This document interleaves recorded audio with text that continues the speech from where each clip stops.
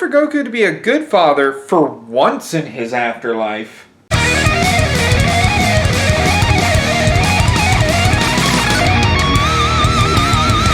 What's up everybody, StevDeS here, and welcome to the Scarevember edition of Dragon Ball Days. Seriously, Schmidt, we need to commission a banner. This is officially on the priority list. Today, we're going to be covering the Namek Saga changes, but first, a couple of additions that I missed out on part 1. And considering how short that part was, let's go ahead and extend this part a little bit. First, Mercenary Tao. I forgot that Mercenary Tao fought Tien in the World Martial Arts Tournament, and Yamcha took on Hero. So, how would I change this? Appa. Yeah, Appa takes Tao's position in this, and with less fighters, Krillin not being there, it's possible that Appa would get his revenge against Tao. But would he kill him? Appa would be called forth for his preliminary match, not realizing that Tao is to be his opponent. At the time, Tao is determined to be in the tournament, and after Tao is defeated, he does pull out this hidden blade. Appa takes his stand and rends the blade with his strength, pinning Tao and shoving the blade in his shoulder. Here, we get a bit of a dark/light moment where Appa's getting his revenge, but clearly telling Tao that he is beaten, and he should never, ever cause this kind of pain ever again. Do not ever show your face around me again, or I will take your life, so you do not cause the same pain that you have caused me. With that, Appa lifts Tao and tosses him out of the ring. Tao gets taken away, medical and all that, but Appa has finally avenged Bora. The second thing I'm going to read to you all. Let's see, here we go. It was brought up by the commenter Ahmed Al-Humaidi, I hope I'm saying that right, who said, Goku power level should be 20,000 because he trained with stronger Roshi and Krillin, and he can go up to 8 times. Well, I kind of agree. I agree that Goku should be much stronger than he is in the anime, and considering his base was just about 4,000, let's just highball it and say 5,000 from memory, I think with the assistance he would get all the way up to 10,000. Just to be a little fairer, Kaioken would still do its job in this situation. Oh, and while I have you here, Ahmed, I'd like to reply to the reply to that comment, where you had stated, and don't make Purunga like Shenron, make him able to bring people back to life. No punctuation. While normally I would respect that request, there's a couple of reasons why I'm not going to be doing that, and it kind of ties into the talking about your spelling and grammar. Yeah, I'm totally a grammar Nazi. It's one of my negative points. I'm sorry, but comedy! While I would respect that request, I acknowledged your minimal spelling and grammar mistakes to make 2 points. Shut up, Schmidt. 1, you see that? Zoom in a little bit more. Little more. Little more.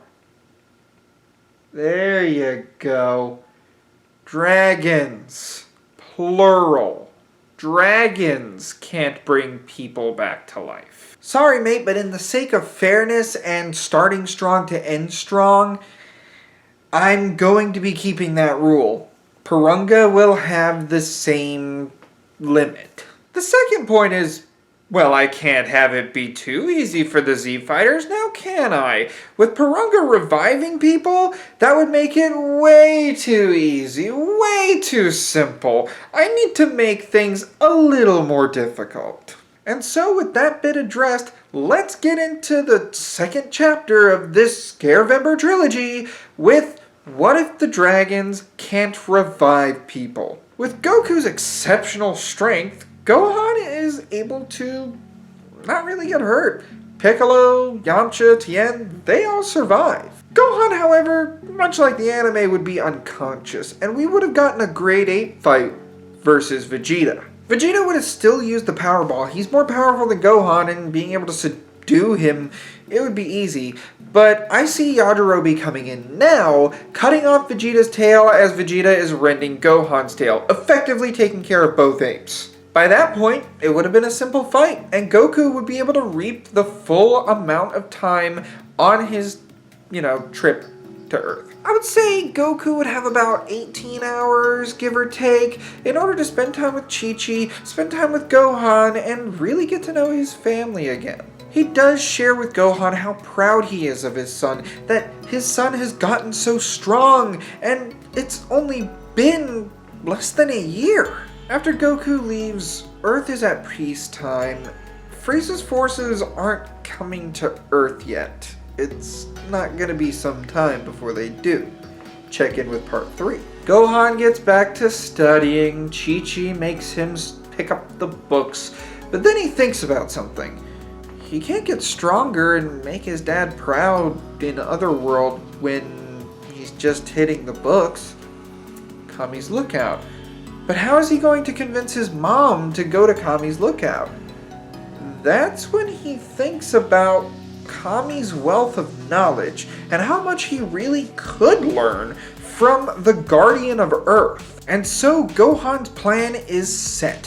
He's going to convince Chi-Chi, and it works. Yeah, Gohan has a bit of a silver tongue when it comes down to knowing what Chi-Chi wants for him, and Chi-Chi wants him to be a scholar. What better education tool than the Guardian of Earth, who knows everything? Chi-Chi would have to climb Korin's tower, but thanks to Gohan being able to fly, he's just able to take his mother up to Korin. This is where Gohan and Chi-Chi together have to pass Korin's test and blah blah blah blah blah blah. Having a bit of a mother-son thing, it's a nice little bitty scene. Considering by now Chi-Chi would be the one having difficulty with Korin, Gohan would be able to get the water no problem. Then when they get to the lookout, Gohan approaches Kami as the son of Son Goku. When Chi-Chi is taken inside by Mr. Popo, she is amazed at the wealth of knowledge that Gohan is able to get here. She wants to start talking immediately to Gohan and let him know that he needs to start studying now. But Gohan wants to study in a different way. Being the son of Goku, Son Gohan requests to be trained under Kami's wing. He wants to be a good fighter much like his father was, and Kami respects this wish. The young man wishes to follow in his father's footsteps as well as make his mother happy. He would just be a smarter Goku, and to Kami, that's probably a positive thing. With this arrangement, Chi-Chi can visit as often as she likes. She rents a plane from Bulma, and Gohan is able to not only train his mind, but train his body on the lookout. About a week passes, and Gohan starts getting curious about what Vegeta was calling Mr. Piccolo during the fight. Namekian? What is that?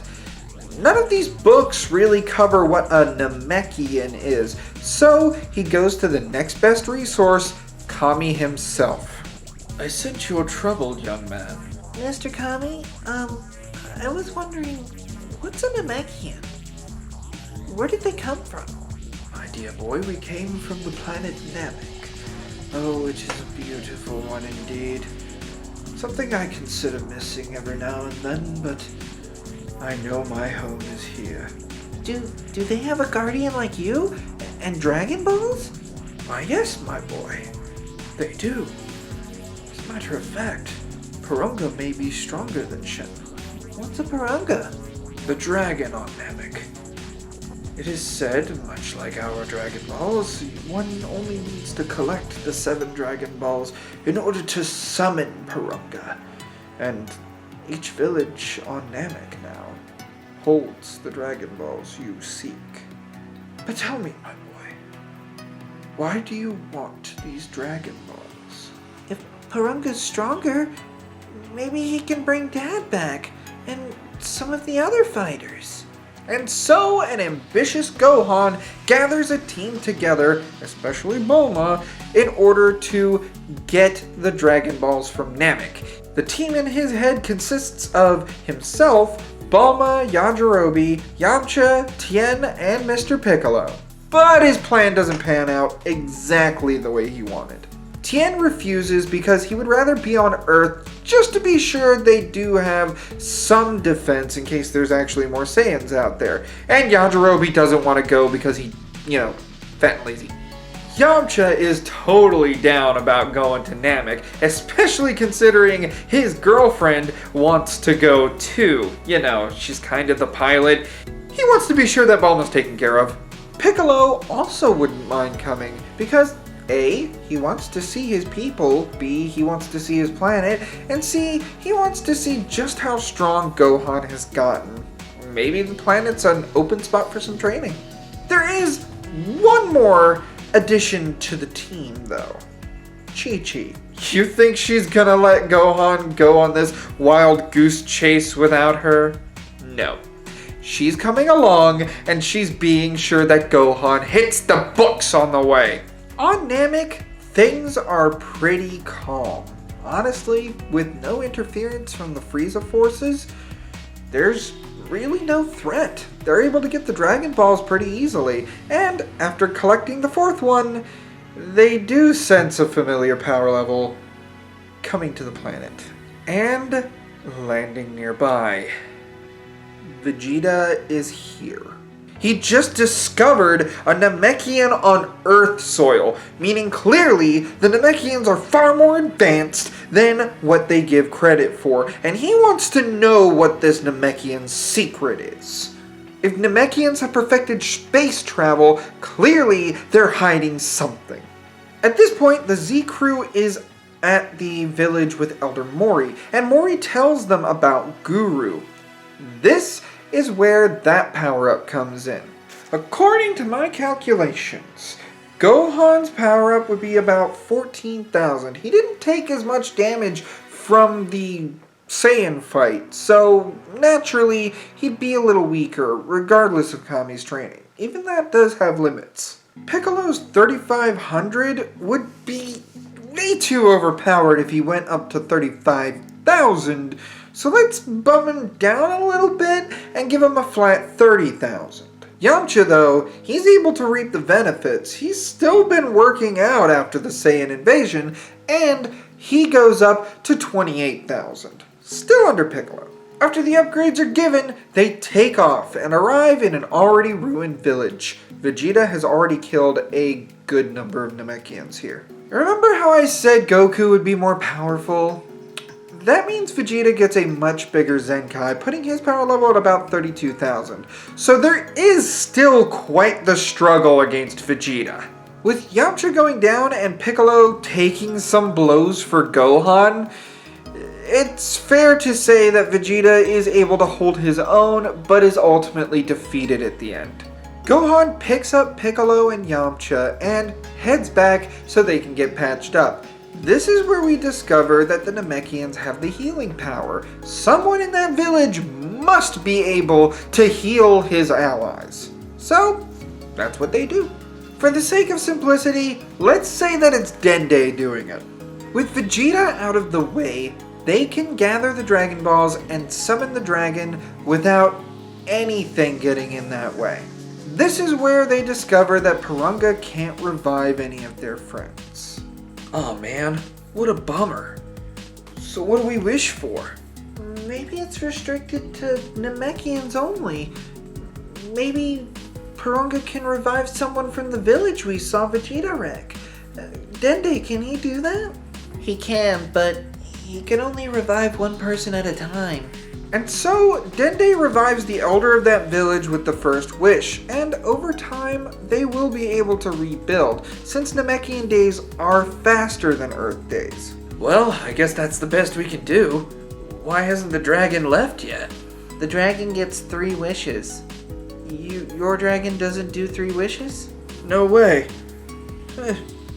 I guess you guys can revive a couple more Namekians or something.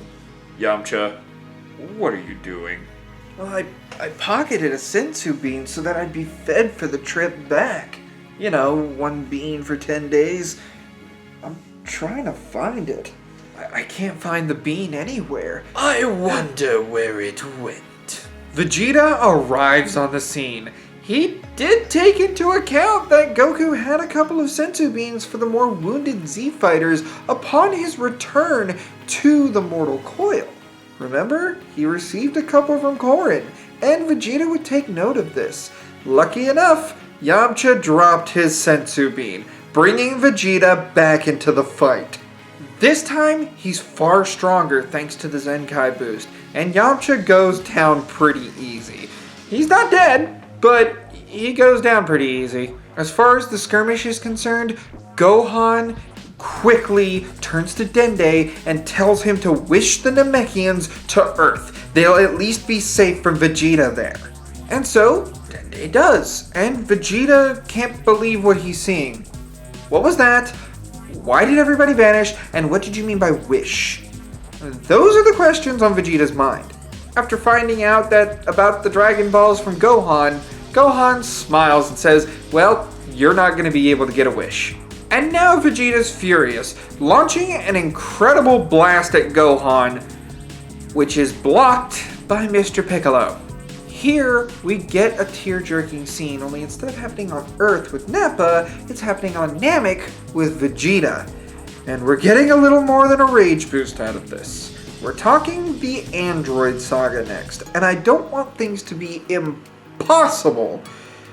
However, if we're talking Gohan's the main character now, what usually happens with main characters in Dragon Ball? Mr. Piccolo dies here, telling Gohan that he's thankful that Gohan was able to call him friend. And then, after passing away, Gohan lets out a furious yell, and his power's skyrocketing. His dark hair turns gold, and the child becomes the legendary Super Saiyan, right in front of Vegeta. This is familiar. This is familiar. He yells at Yamcha to take Piccolo back to the ship, and the fight ensues with Vegeta, who cannot believe that this child is completely, well, in gamer terms, owning him. Gohan beats Vegeta to a bloody pulp, and before the final blow is struck, a familiar voice echoes in Gohan's mind. It's Goku. Gohan, stop! You're not like Vegeta! You're not a cold-blooded killer! But he killed Mr. Piccolo! This monster doesn't deserve mercy, Dad! That's no reason to kill someone! If you take his life now, you'll be a worse monster than Vegeta is! Besides, remember, Mr. Piccolo's not gone forever, Gohan. He can be brought back with that wish that Porunga still has. You'll be fine. Mr. Piccolo will be fine. You don't have to kill him! Gohan pauses and focuses his energy, and then falls out of the Super Saiyan form and tosses Vegeta on the ground. Don't you dare come to Earth, or I'll kill you on the spot. With that, Gohan leaves, and the Namekian saga is coming to a close, with Vegeta very, very lucky to be alive, and wanting to know more about whatever power this child had awakened. And that is where we're leaving this part of this trilogy, with part 3 coming out in 1 week's time. So what do you all think? Do you think that Gohan awakening the Super Saiyan power is gonna help him out with the proceedings that are going to come in the Android Saga? What about the Frieza forces? Do you think they're going to try to find Vegeta?